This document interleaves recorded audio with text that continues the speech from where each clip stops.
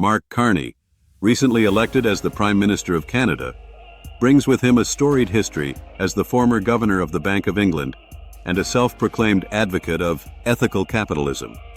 Yet his career paints a different picture, a modern-day hypocrite who champions the state's tax systems while deftly avoiding their reach. Moving seamlessly between roles in central banking, climate advocacy, and corporate boardrooms, Carney emerges not as a servant of the public good, but as a master of legalized financial maneuvering. His strategies, honed through connections with powerful entities like Brookfield Asset Management, highlight a fundamental flaw in our managerial state, a system where the rules are crafted by and for the elite, leaving the hardworking majority to bear the burden.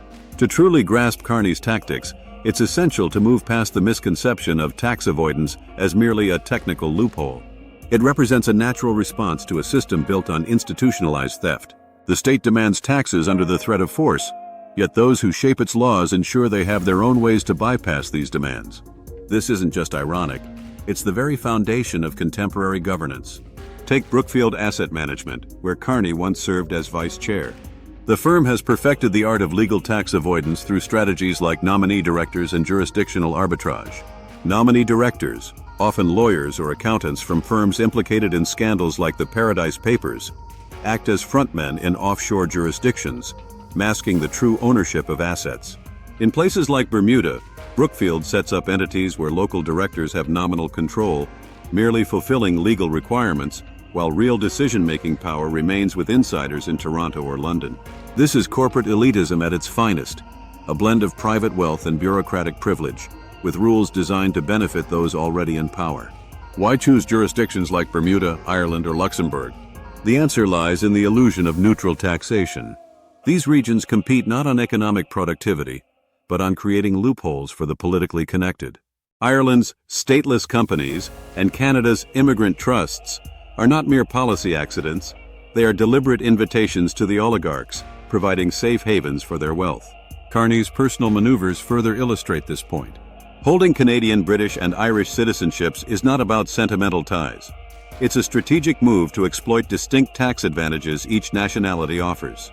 By maintaining non-resident status in Canada, while leading Brookfield's Canadian operations, he likely took advantage of tax loopholes, effectively freezing his tax liabilities indefinitely through offshore investments.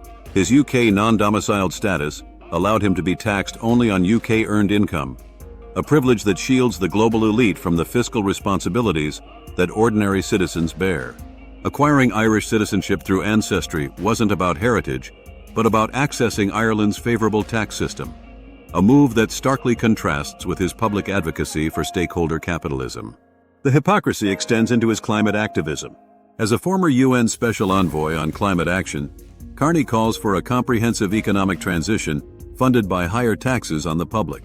Yet, under his leadership, Brookfield funneled billions into fossil fuels through obscure structures.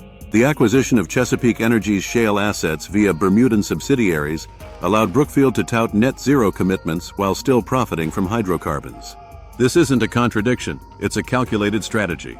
The climate movement, much like other state-driven moral campaigns, serves to centralize power and create new opportunities for corruption. Financial instruments like carbon credits and green bonds become lucrative avenues for firms like Brookfield to capitalize on virtue signaling, all while the state manipulates morality to its advantage. From a libertarian perspective, the true wrongdoing of figures like Carney isn't just their ability to evade taxes.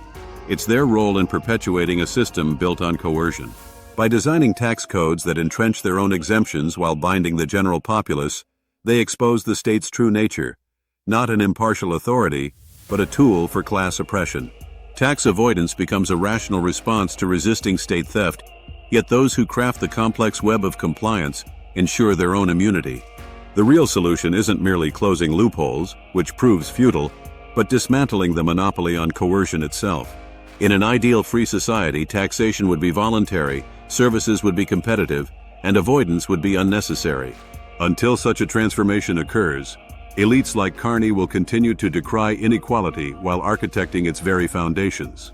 Mark Carney epitomizes a transnational elite that preaches duty while practicing evasion. His multiple citizenships, shell companies, and climate rhetoric are all pieces of a larger puzzle. The message is clear: The state operates as a vast network of thieves, and Carney's brilliance lies not in challenging this reality, but in refining and exploiting it to maintain and enhance his power and wealth. If you're tired of being squeezed by a rigged system, it might be time to take control of your own financial destiny. Reach out to the team at Liberty Mundo to establish your own offshore structures. Join the global elite in minimizing your taxes, safeguarding your assets, and expanding your freedom. Let us help you craft a personalized plan to achieve your financial goals and escape the constraints of a system designed to benefit only the few. Thanks for watching, and I'll see you in the next one.